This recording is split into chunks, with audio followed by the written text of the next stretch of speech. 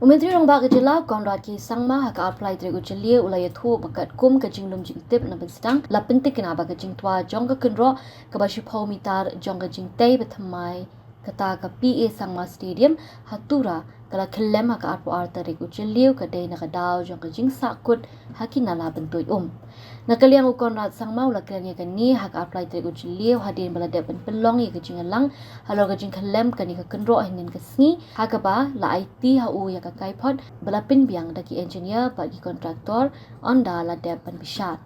After a preliminary study by our engineers, I have been given the report by the engineers and by the contractors that the drainage system that is there in the stadium, which was meant to allow the water to flow out, was blocked. Habaya thu bagadan benta jogan hijing te yagan ke stadium u Conrad Sangma uloong baga benta bani kong la pura bat ka kentop ya kamadan yela ka football haka baga jinglot ka shongdor la kumno san phau klor tingka.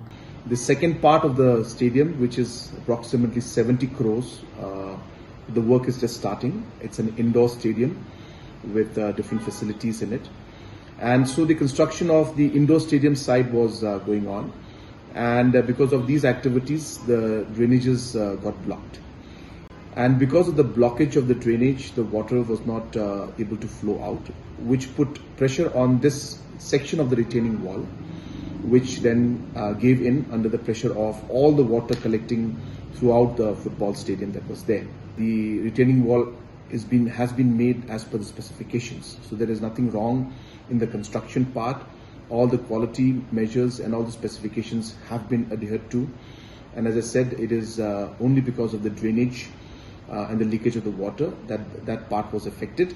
But necessary measures have been taken to ensure that we stop any kind of further damage in that area.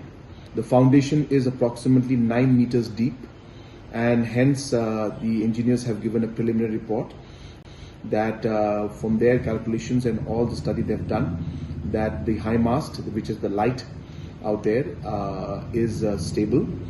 But as a precaution to ensure that they don't take any chance, they are further investigating into the matter, and they are reducing the weight of that particular high mast temporarily to ensure that they further go in and avoid any kind of future incident, if any.